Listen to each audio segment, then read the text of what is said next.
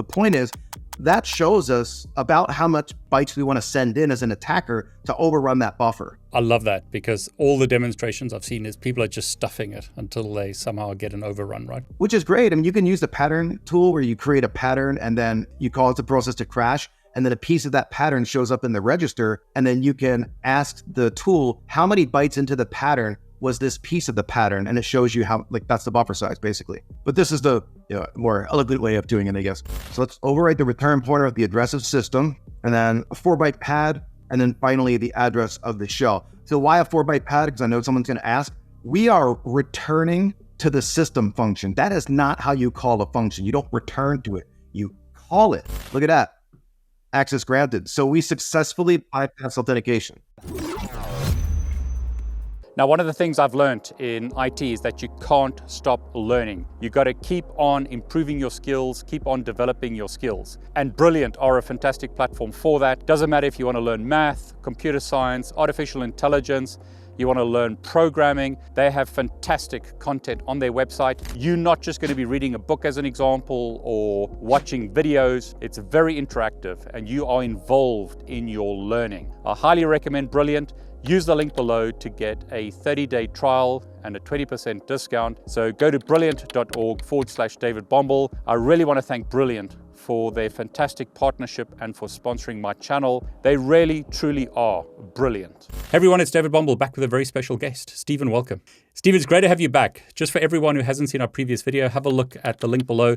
Stephen's talking about zero-day millions and how you can earn millions by finding a zero-day. It was a fascinating story, lots of cool stories in that video. So have a look at that video if you're interested in learning more about Stephen. But Stephen, just for people who haven't seen our previous video or don't know who you are, tell us a bit about yourself and tell us about your channel. Yeah, great. My name, as David mentioned, Stephen Sims. I'm a SANS instructor with the SANS Institute and also the curriculum lead there for the Offensive Operations curriculum. I'm also a courseware author of a few of their courses on advanced pen testing, exploit development. I live out in the Bay Area in California, and I've been doing bug hunting and exploit development for probably close to 20 years now. Time has flown by. It's a lot of fun. It's something where you never lose your interest. You never will know everything. So tell us about your channel, because you started that not so long ago, right? Yeah, so I started it off as when I retire courseware content from a course through SANS, I'm like, well, this is content that I think people would still enjoy just because we're moving it out. And so I reached out to the community and said, hey, would you all like to see something like browser exploitation against Internet Explorer 11? And people said, absolutely. So I started doing it that way and then continued down the advanced technical area, but it's branched out a bit. I just had one last Friday on hacking Google Cloud. Yeah, so for everyone who's watching, we're going to cover, Stephen, tell us the topic that we're going to cover. I'll just say, go and look at Stephen's channel for amazing content. Stephen is one of the OGs in this field. If you really, really want to learn, go and have a look at his channel and go and subscribe, go and show the love. But Stephen, what are we talking about today? Yeah, today we're just going to cover basic buffer overflows. And I think it's important to do that because even if you want to jump in at 2023 or 2024 and get into exploit development, you've got to understand the fundamentals, even if a lot of those types of attacks are mitigated in many cases. You were telling me offline that buffer overflows have been around forever.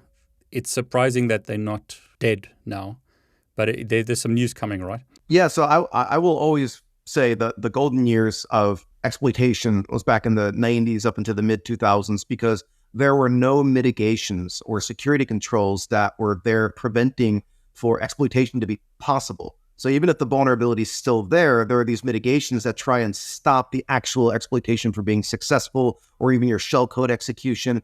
So I remember people saying all the way back in the 90s, the day of buffer overflow exploitation is coming to an end any day now. And here we are, 2023, and it's still possible. But yes, as you mentioned, there are some newer mitigations called control flow enforcement technology, or CET, as well as shadow stacks and other mitigations that are, even I will say, they are the end of buffer overflows. The vulnerability is still there in the code, but the ability to actually exploit the vulnerability is pretty much will be mitigated completely once these roll out. And if you're on the side of the fence where you don't want to see this stuff go away, it's still going to be some time because the actual hardware, the processors themselves, have to support the mitigations. So they're not just going to flip, they being Microsoft or other vendors, are not just going to flip the switch and make it so they break all of your apps. So it's going to be a while.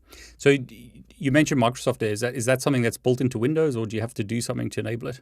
Yeah, so on Windows, it's part of something called Exploit Guard, which used to be called the Enhanced Mitigation Experience Toolkit, or EMET. Exploit Guard came out on Windows 10 at some point. It's still there on Windows 11.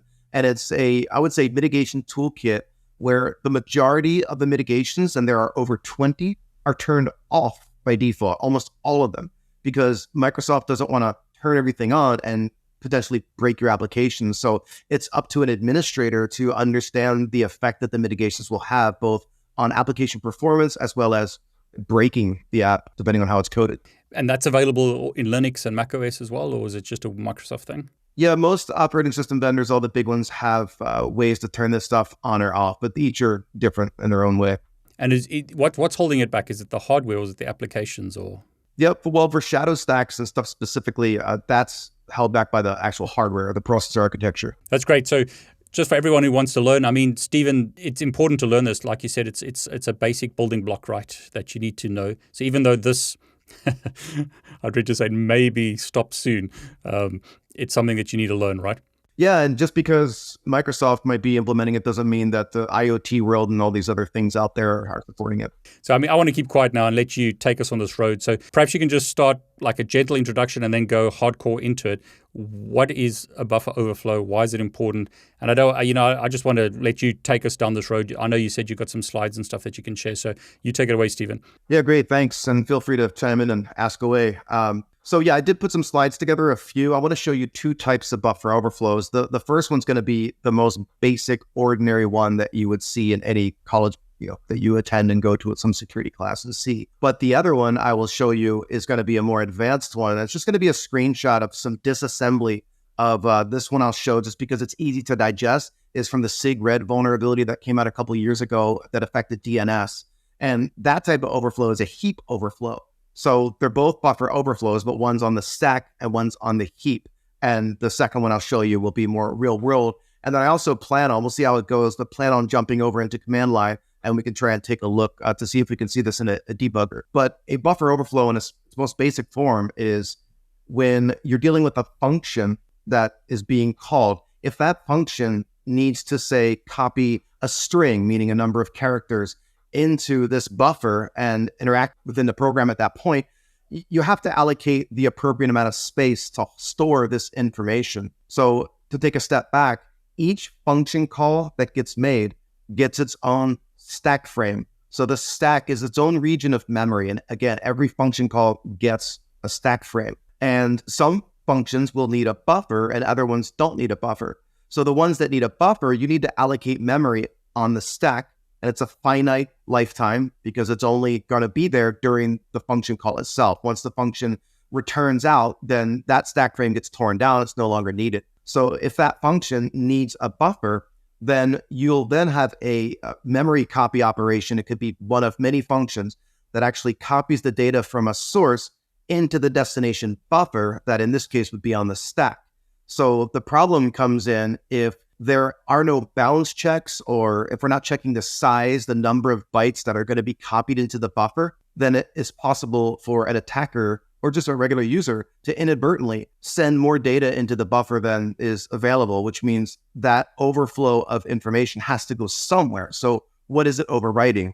There's this saying, I think Einstein said it, you really know when someone knows their stuff when they can explain it simply. And you just did that. I mean, I've been doing a lot of research on this, and it's like, you just explained it so nicely. So on this slide, it's going to be a very basic C program that has a buffer overflow vulnerability intentionally written into it. So on the left side, where it says in code, that would be the code segment. This is where the executable code is stored in memory while the program is running, while the process is up and running. And then over on the right, you see on the bottom right, it says stack. That would be a different location in memory that would specifically be there to store stack frames associated with the various function calls. So in the code on the left, you see that we're creating a buffer. We're calling it buffer. It's a character buffer, and we're setting it for 16 bytes. So 16 total bytes of memory have been allocated on this stack frame associated with this function called overflow. So if we continue forward, We then have a function called strcopy, which is a banned function. And by that, I mean it's antiquated, it's unsafe, it should never be used anymore,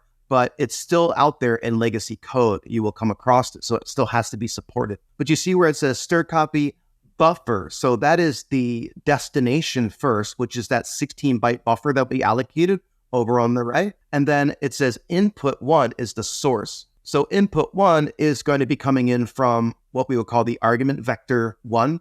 So you might have heard of argv and argc. That's the argument vector and counter. argv0 is always the program name. argv1 would be the first argument that you pass in via command line.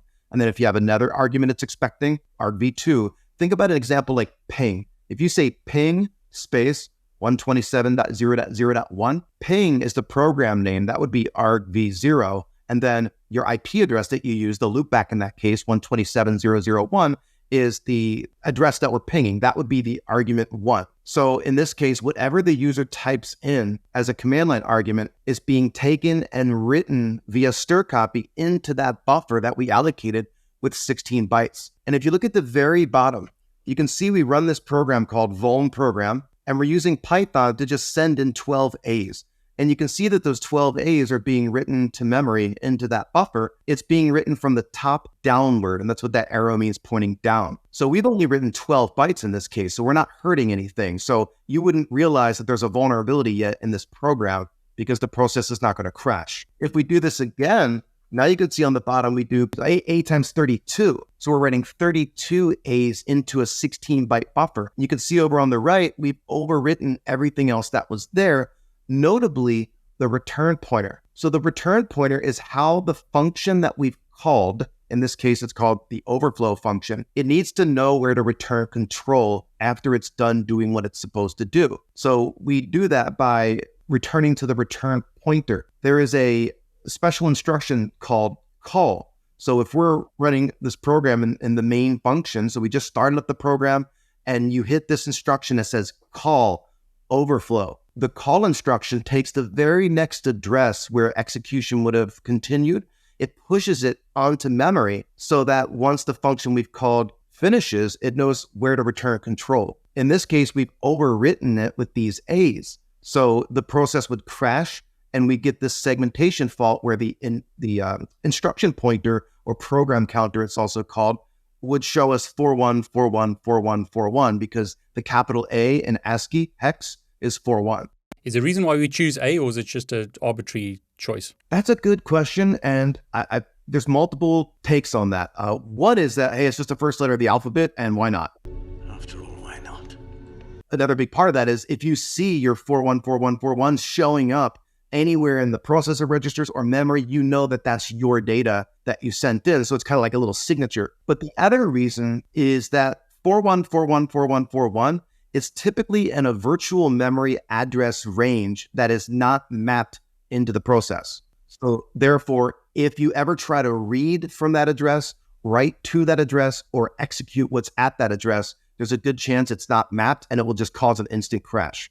Yeah, I've seen all the examples, it's A. So it's great to get a real explanation of that rather than people just doing it for whatever arbitrary reason. So thanks. No worries. So that's in its basic form. Again, if we start over real quick and just summarize, we start this program called vuln program.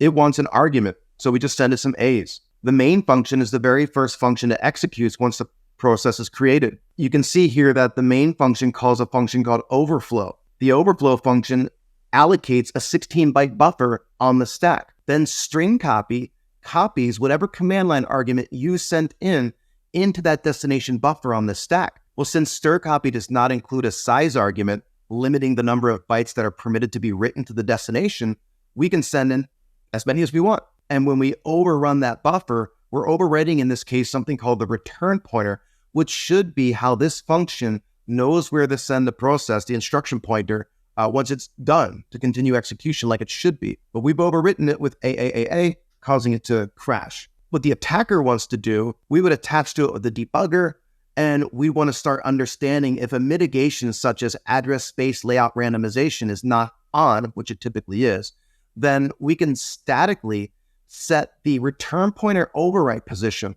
So you see on the image here where it says return pointer. Now, previously, we had AAAA. which caused it to crash because we tried to execute whatever's at memory address 41414141.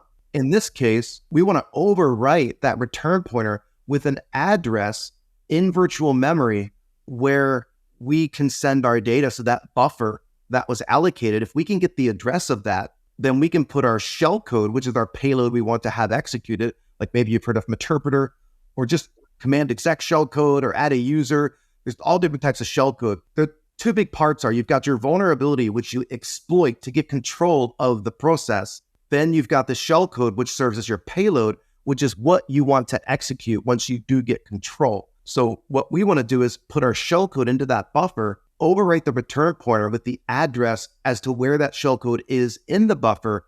Then when the process goes to return, we get our payload execution. That's the goal. Yeah, so that would be a very basic Stack Overflow. And as the time has gone on, lots of different mitigations have been put into place to try to make it so you can't exploit this simple vulnerability. So it's not treating the root cause, it's treating the symptoms. The root cause is the bad coding. The symptoms are obviously these types of things that we're able to do.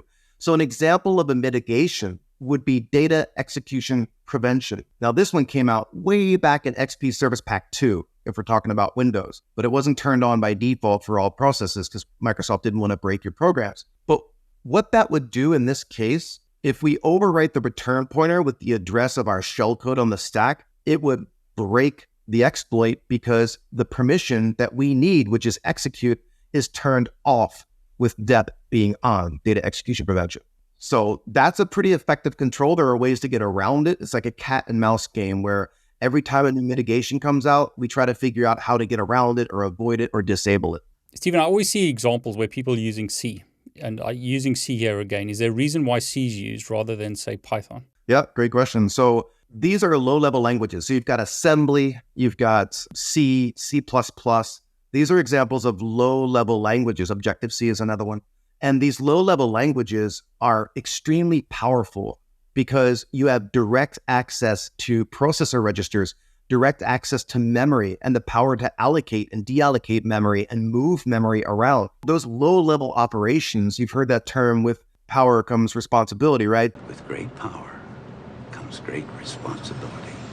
Something similar to that. You have to be very careful if you're writing in a language like C because there's no protection, there's no management of the memory that's being allocated and deallocated to protect you, such as a higher level language like C#. So that's kind of the reason behind it. And you might say, well, why would people use these low level languages if they're dangerous? Because the speed and power that you have. You might compile something and the compiler compiles it in a way that you don't like it. Maybe it's inefficient or it's not allowing you to do something that you want to be able to do. So in C, you can just create some inline assembly right there in your program, and you can make it do what you want it to do. So you can literally say, move this data from this register into this other register and pop this off the stack. Like, it's very powerful. So the higher level languages, they manage memory for you and other controls and protections to make it impossible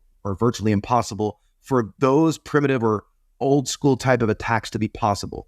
I've heard a lot of people say you should rather use Rust rather than C when coding in like production. Yeah, and absolutely. Microsoft, I'm sure you've been watching, they just recently, a couple months back, I think it was Mark Rasinovich or someone said, hey, if you're interested, check out the latest update. I think it was a preview version of Windows 10 or 11. And Win32k.sys has some components of it that are running in Rust now. Historically, you would see Win32k.sys, which is probably C++, it's a driver, but then Win32k.rs.sys, I think it was, that's the Rust version, or at least part of that has been rewritten in Rust. And the interesting thing about Rust is you get a lot of the speed and power that you need, but with this memory safety that you benefit from with the higher level languages. There's a lot to it though.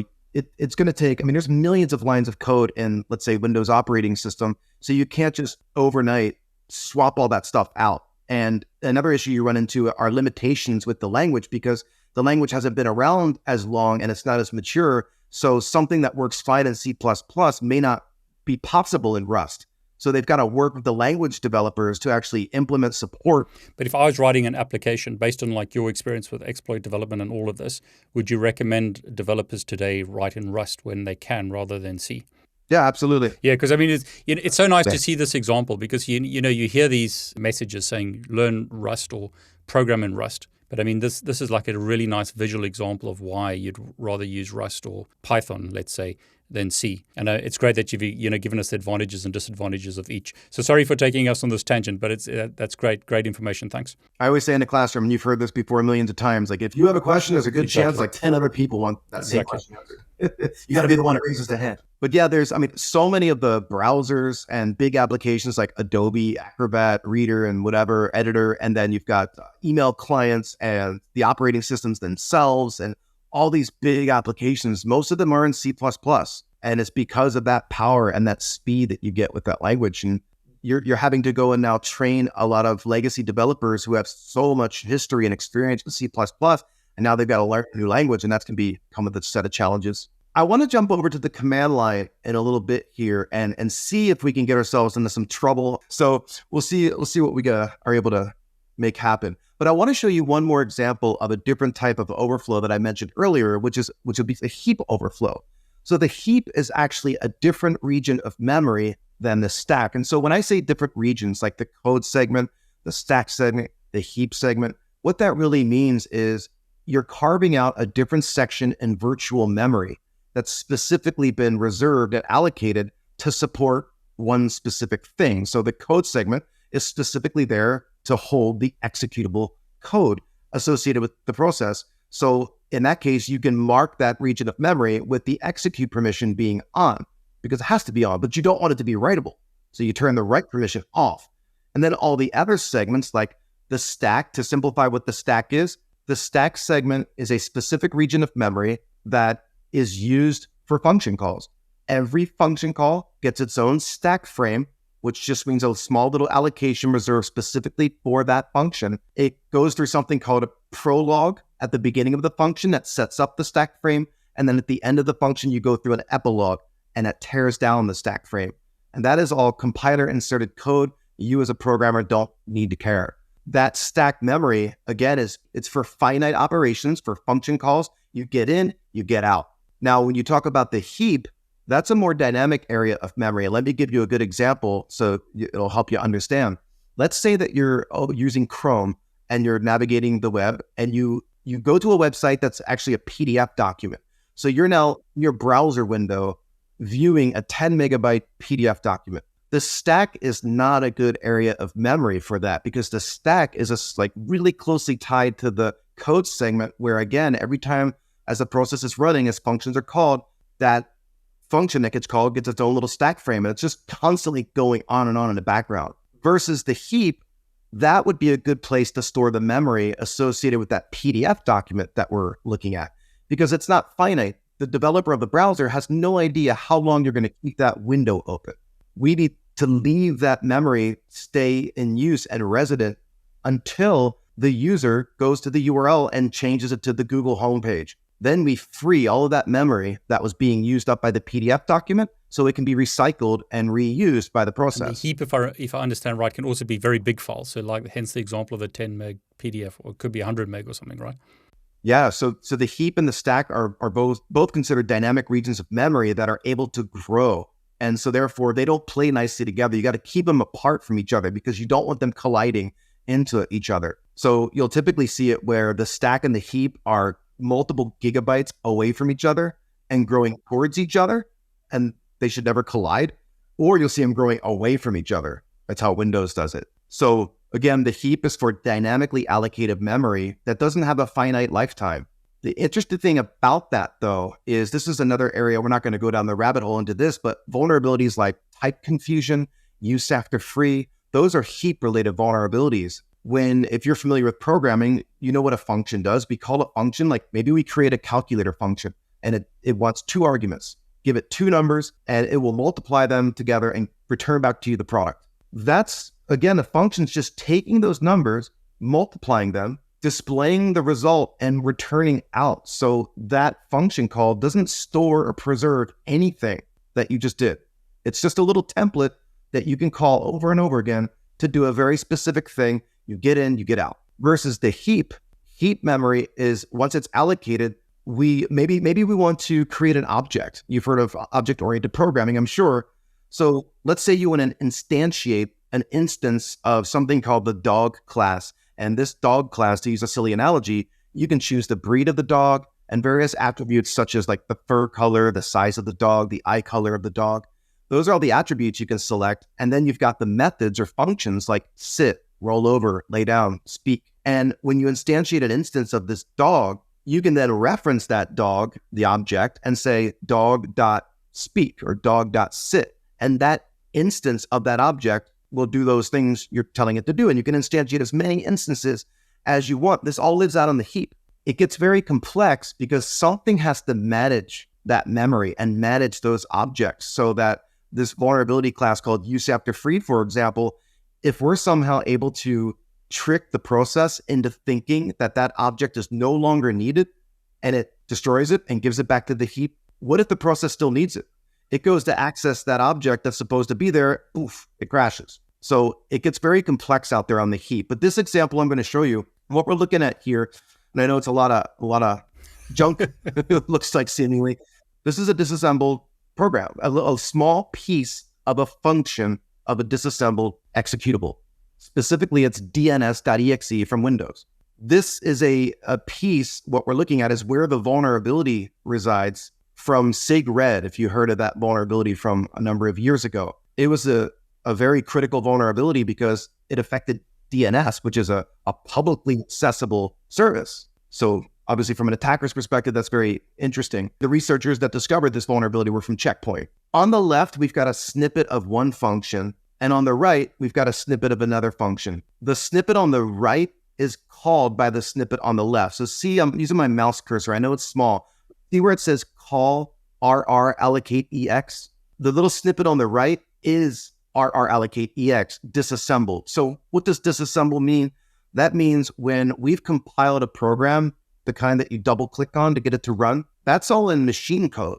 So it's basically hexadecimal. And that hexadecimal that you're looking at are opcodes and operands. So that's, what the processor uses. Obviously for us, that's not easy to read a bunch of opcodes like 90 EB 06 34 41. I mean, that's pretty crazy. So what a disassembler does is it takes those opcodes, it disassembles them into their mnemonic representation, which is what you have here on the screen called disassembly. It's still not easy to read. This is very low level what we're looking at. This would be an example of x86 64-bit disassembled code. So I put some notes, there's a little bit of blue on the right everywhere. That's comments that I added in, but I'm not going to take long. I'm just going to really quickly show you what the issue here was. You can see down at the very bottom, call memcopy. Memcopy is a function that has a size argument. So you would think if it's got a size argument, we can specify the maximum number of bytes that are permitted to be written to the destination, preventing a buffer overflow. So strcopy didn't have that option. There was no size argument. Memcopy does. So how would there be a vulnerability? Let's talk about this because it's where it gets complex. Not what we're going to talk about here, but what gets complex is the calculation of that size argument. Because oftentimes we can't statically specify what the size is. So it has to be calculated from something else.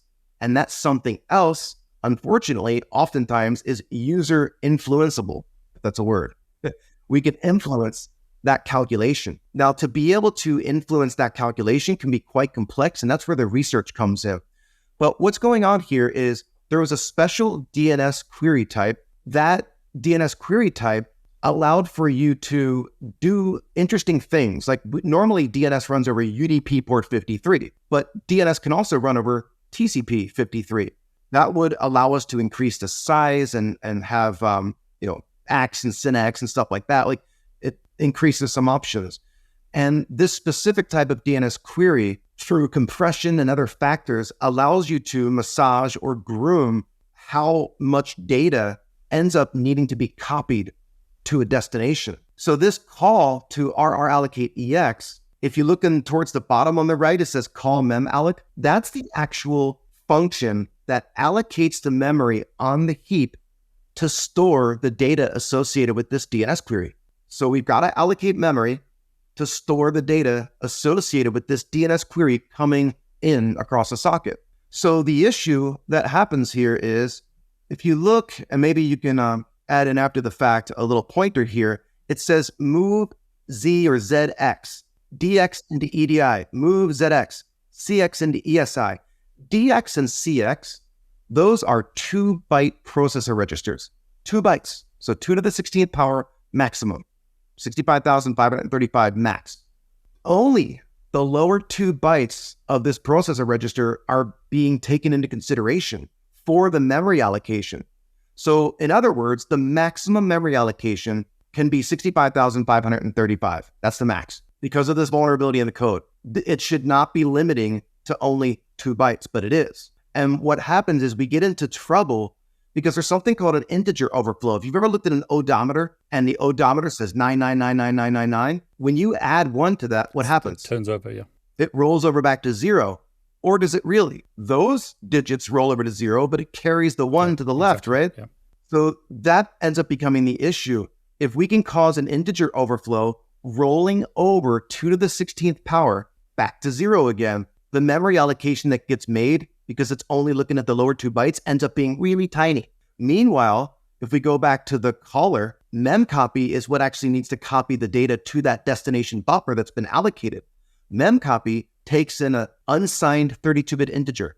So 4 bytes are taken into consideration, not just 2. So you see where I'm going? So what's going to happen there is memcopy will happily copy in way more than 2 to the 16th power to the destination buffer that wasn't capable of ever holding that much data. So it results in a heap overflow, and that's where we got into trouble here. And that occurred on the server, right? Or was it so the client was able to get overflow on the server? Yep, it was a server-side vulnerability. So as you can see, just from that explanation, and I tried to simplify it as much as possible, but just based on that information, you can see how much more complex it is. No, I love how you're explaining those, Stephen. I mean, I can see, number one, that you train a lot of people, and number two, you really understand this because you're explaining it simply, even though it's complex. So I appreciate you doing that. Yeah, for sure. It's a lot of fun. I mean, even though a lot of these vulnerabilities end up getting mitigated, they get patched, of course, but the folks at Microsoft, like Matt Miller, who is the guy who wrote the original Meterpreter module, works at Microsoft now for a long time. He's one of the guys responsible for implementing and creating these mitigations that make those types of exploit techniques not possible. What I want to do now, if we have time to do so, go for it. Is jump over to the command line and just take a look at what this would look like in the code. It might not let us do it, but we'll give it a shot. All right, so we're in command line right now. I'm on this just Ubuntu virtual machine. And what I'm going to do is try to create a little program and intentionally cause it to have a buffer overflow vulnerability. Let's go Bull. That sounds good. Bull.c. And then we use Vim. And now we're going to go in and start coding it up. So I'm probably going to add more than I need, but I don't want to have to deal with many compiler errors. So we'll just add in the appropriate support that we need. So stdio. And then we'll include a couple more. I don't know if I'm going to need them or not, but better to put them in than not. Standard lib, close that out. So these are the headers that I need for this. And then I'm going to create a static password in here. You would never do this in the real world, but define a password and we'll call it password because that's a great password. Of course. And then I'm going to start with the main function. So int main and so here's what I'm going to do. argc, that's the argument counter. And I talked about this a bit earlier. And then we'll also do argv. And if you remember, argc is the counter, argv is the vector, and argv0 is always the program name. So that's what we'll start with there. So let's jump into the main function here. And the main function, I don't know what my ID is currently. Let me see if I can check that real quick. So my ID is 1000. I should have guessed that. All right. So I'm going to say set UID, because what happens a lot of times is a process will drop your privileges. So I'm going to set it back. Probably don't need this. Normally this would be the case if I want to make sure it runs as root, but I'm not going to mess with that right now. So we've got the set UID if that works for us. If, and then I'll say arg. I'm only putting this in to help you understand if you're not familiar with C very well, like the argument vector, because I'm sure you've seen when you run a program, if it wants command line arguments, it yells at you and says, hey, I want command line arguments, or maybe it doesn't want command line arguments. So this program, I'm going to make it so it doesn't want command line arguments actually. So we'll skip the argument vector part, but I'll still put it in here. So char And what I'm going to do here is say, actually, that's not what I want. If the argument vector is greater than 1, so I don't want any arguments in this program. So if the argument counter is greater than 1, then I'm just going to give it a usage statement. Printf, there is no usage. I'll put that in there. And the reason, again, I'm putting that in there is because it should help you see kind of how the argument vector and counter works. Again, argument v0 is the program name. argv1 would be the argument that you send in the very first one. I don't want any. So if somebody tries to send an argument, I'm going to yell at them and say, hey, there's no usage. Not terribly exciting. But I mean, you're keeping it simple, which is great. Yeah.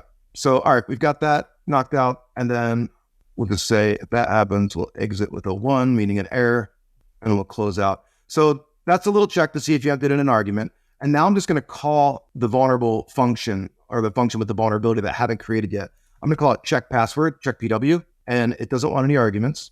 Return 0 if we don't have any issues, and then close out. Next, we got to create the vulnerable issue, the vulnerability. So I'm going to create a function called check PW, and then when we go into this function, it's going to say printf, please enter the password. We'll say gets. This is the vulnerability. I'm using the gets function. You should never use that function because it doesn't have a size argument. So I'm saying gets PW, and then inside of here, we're going to say if string compare password is password, then call the granted function. And we haven't created that function yet. Else, we're going to say printf access denied. We'll close that out. Let me just think here real quick. I'm going to return 0, and then close this function out. We need one more function called granted. And this function will simply say printf, if you reach it, then printf access granted. And then return 0, close that out. And that should be our whole program. So if we walk through that again, we've got the main function is the first thing that I'll execute. It tries to set the UID back to 1000, which should be fine. And then it says if the argument counter is greater than 1, meaning if someone entered in any argument, print out a message that says there's no usage and exit out with an error of 1. 0 would be no error, 1 is an error as a status code. So if there is no arguments, call the checkPW function. The checkPW function says please enter a password, gets PW. So it's going to prompt us for standard input to enter in a password. It comes in, it says go ahead and compare the password, which is basically just a string password, against what we sent in. If it's 0, meaning they were equal, if they matched, then call the access granted function that will print up access granted. Otherwise, print access denied and return out. So pretty simple little program, but it's got a buffer overflow because this guy here doesn't have a size argument. So I've only allocated a very small buffer. Have I even done that yet? Let me see here. Nope, I forgot to do that. Glad I went through that and actually read through that because it wouldn't have worked. I love it when master people like yourself make mistakes. It's encouraging for the rest of us. Especially in very basic things like this. Character, PW, we're going to make it a 100-byte buffer. All right, that should be good. All right, so there's a little program. Let's see if we can get it to compile now. That's going to be the question. It might block us, but we'll try. All right, let's do, I'm going to make it just a 32-bit executable right now to keep things simple. GCC minus M32. Now I'm going to put in some mitigation. M32 means compile as a 32-bit binary, but I'm going to kill some mitigations that would otherwise be automatically added in. So I'm going to say minus Z is exec stack, which turns off def, and then also minus FNO stack protector. I think that's what it needs to be. That says turn off stack canaries. And then the program name is vuln.c. We'll just call it vuln. It's going to yell at us. It says it doesn't, did you mean FNO stack? Oh, I put in one extra hyphen. All right, did it compile? So it's yelling at us. It says there at the bottom, the gets function is bad, don't use it. Well, we just ignored that. It must be okay. So let's see if it actually compiled. And it did. So works as expected. Now we know there's a vulnerability. So to show you that argument vector thing, if I try to enter an argument, it's saying there's no usage because I entered that in. And if you look at the disassembly, it's really easy to spot that, and you know exactly where you are in the code because it's doing a little check. Now we know there's a 100-byte buffer. So here's something cool I want to show you, which is how can you determine the buffer size through reverse engineering as opposed to just cramming in a bunch of data with a pattern or something like that. So what we could do is go GDB. GDB is the GNU debugger, and it's a debugger that supports Fortran, C, and C++, written by Richard Stallman many, many decades ago. It's a command line debugger that's not very friendly or intuitive, but there are things to help. You can get a front end to it, like a graphical front end with DDD or EDB, but we're using an extension called GEF, G-E-F. You can see down at the bottom. That's a exploit development assistant tool that has a bunch of functionality that comes along with it, imports it into the debugger so we can take advantage of it. So I'm just going to say disassemble main. Now, it's defaulting to something called the Intel disassembly syntax. GDB by default uses what's called AT&T syntax. Basically, it swaps the operand position and does some other things, but it doesn't really affect the program or the behavior. It's just how you, as the person reversing, would like to see the disassembly displayed. Nothing more than that. So by looking in this disassembly, some things stick out, like right there, exit. Well, we know what the exit function does, and we even put that in there. We said return 0 and exit. Puts, that's the put string function. It just prints to the screen. So some things stick out pretty quickly as you're looking in here. There's that set UID. Remember, we tried to set the ID to 1000. So this 3E8 is very likely 1000 in hexadecimal being pushed onto the stack as an argument to the set UID function. Now, this function, check PW, we know that that's the one that's got the vulnerability in it, because that's where I put the gets function call. So if we say disassemble, check PW, when we scroll up here, there's that call to gets, right? Above it, so gets needs the destination address where it's supposed to write the data that we're going to type in. It needs to know where to write it. So we have to give that to the gets function as an argument. This is how we're going to determine the buffer size. So this right here, it says EBP minus 6C. That ends up being buffer size because the EBP is the extended base pointer. That's a stack register. And basically by what it's saying there is take the address of the base pointer that points to the base of the stack frame minus the buffer size. And that's how it tells the gets function where to write the data. But for us, it tells us the buffer size. So we could real quickly say something like shell Python minus C, and then I'll just say print. And then what was that size again? That was 6C, right? So print 0x6C, and let me close that out. And it says 108. So if you remember, the buffer size that we created was 100 bytes, right? So there are other things that might be playing a role here, making it a little bit bigger. But the point is, that shows us about how many bytes we want to send in as an attacker to overrun that buffer. I just want to interrupt you and say I love that, because all the demonstrations I've seen is people are just stuffing it until they somehow get an overrun, right? Which is great. I mean, you can use the pattern tool where you create a pattern and then you call it the process to crash, and then a piece of that pattern shows up in the register, and then you can ask the tool how many bytes into the pattern was this piece of the pattern, and it shows you how, like, that's the buffer size basically. But this is the more elegant way of doing it, I guess. So we're going to say run Python minus C print A times, I'm going to put 100, so 100 A's, plus I'm going to put in BBBB plus CCCC plus DDDD. And the reason I'm doing this is because we know that if we see 41414141, that's A's. If we see 42424242, that's B's. If we see 43s, that's C's. You get where I'm going. So I'm going to run this. What I'm hoping for is that it crashes and we see some of those values appearing in the register to help us. Let's see what happens. So right here it says 56556202, and we're at this interesting memory address. Something's obviously went wrong here. You can see that the base pointer points to DDDD. The instruction pointer points to this strange address. So what this is telling me is that I'm not seeing 4141 or 4242 or 43 or 44 showing up in the instruction pointer, because the instruction pointer, if I successfully overwrite that return pointer, then the instruction pointer should be pointing to those values because it tried to return to that as an address.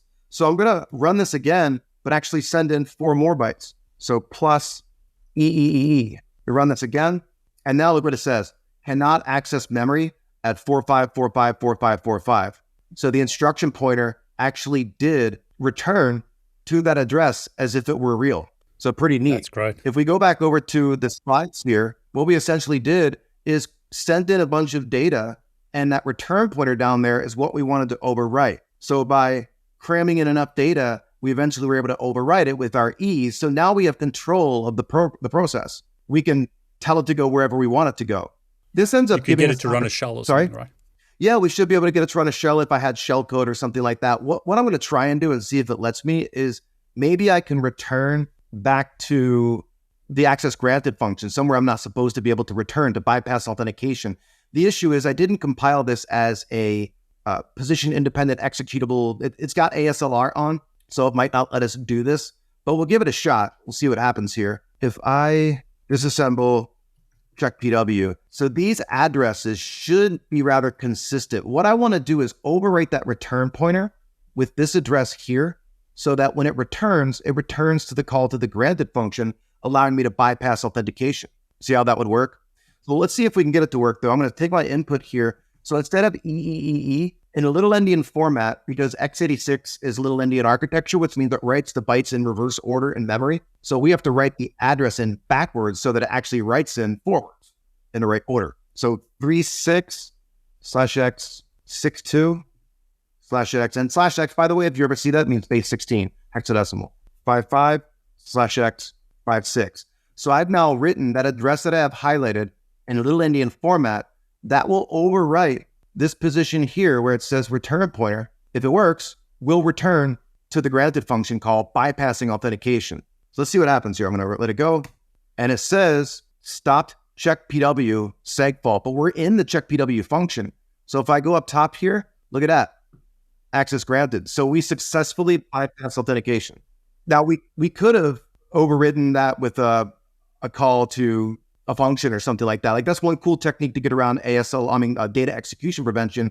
There's a technique called Return-to-libc. It's an older technique, but it works quite well, where if inside the debugger we say print, let's see here, how about we print system?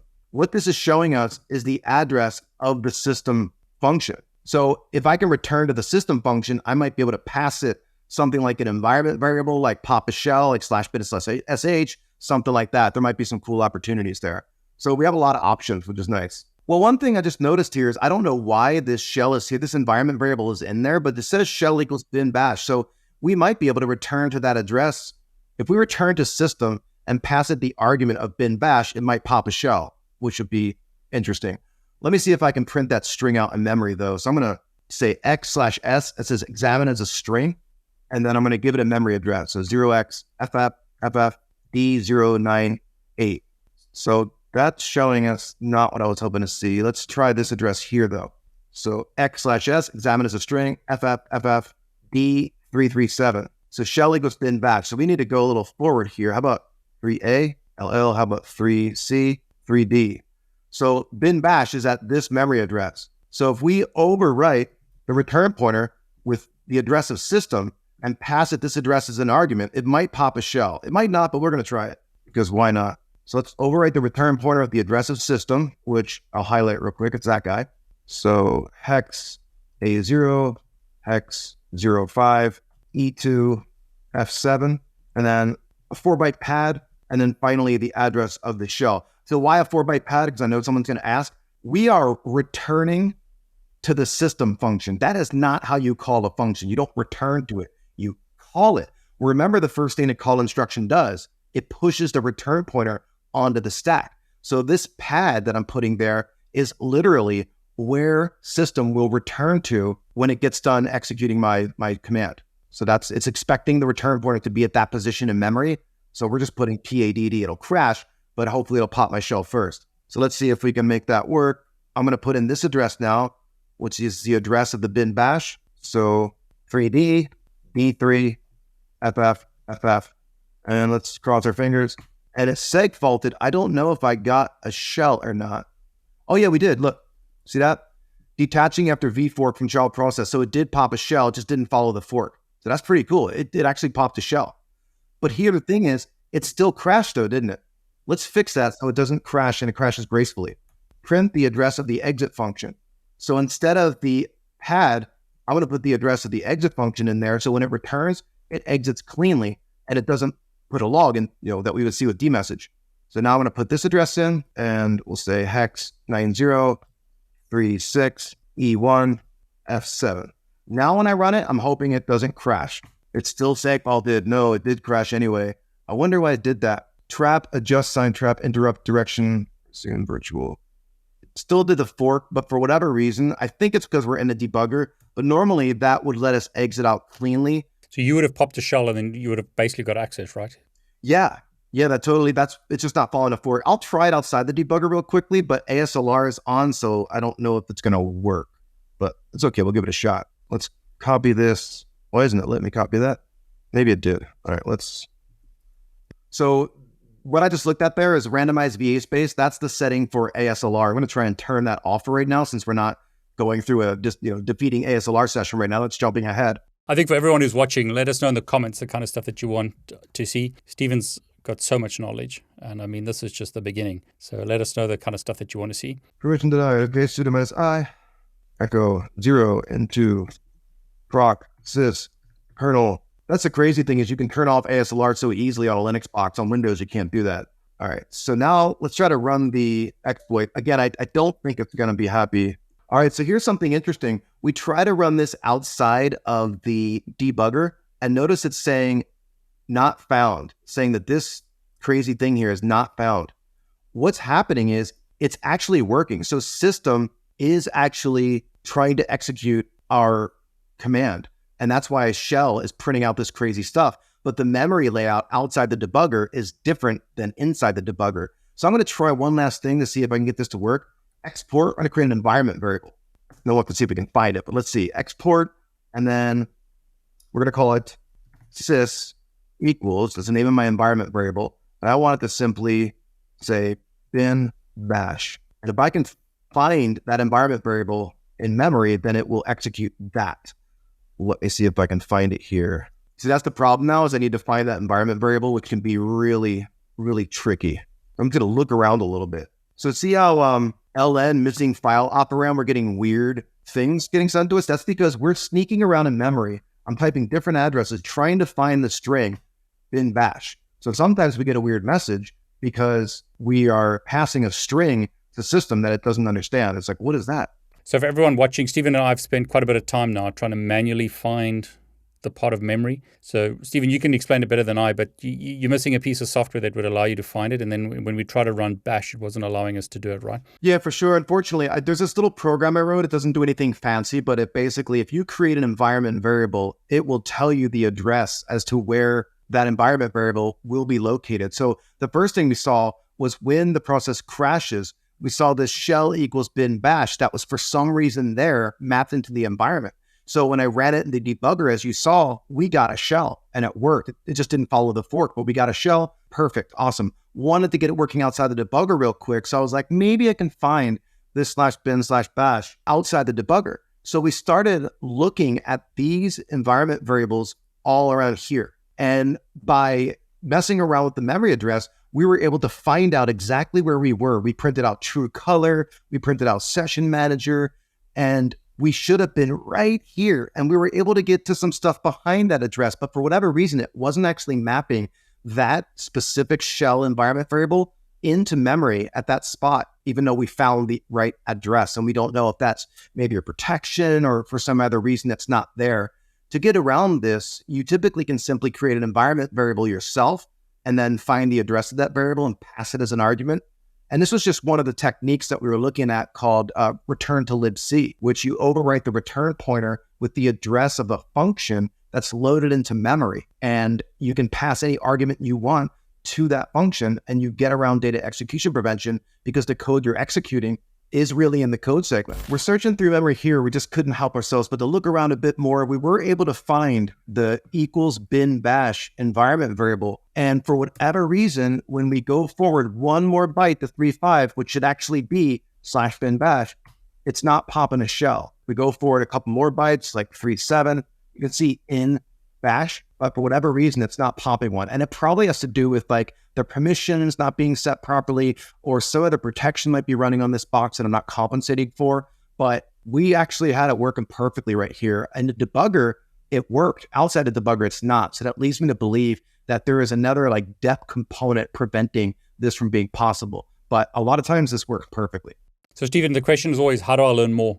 You cover a bunch of the stuff on your channel, right? And a whole bunch of other things. Yeah, absolutely. So on my channel, I tend to weave in and out of exploit development topics, and then we'll go to cloud hacking, and then we'll go to crypto, and just kind of all over the place, because I think it's really fun to have guests on to talk about different areas where they're an expert. When I typically tend to do it, like recently I went through and did some kernel debugging and reverse engineered different exploit mitigations so that we could understand how these mitigations work at a very low level. So I tend to be in the more advanced spaces, but if there's a topic you'd love to see, I'm happy to do it on that channel, or also here with David, of course.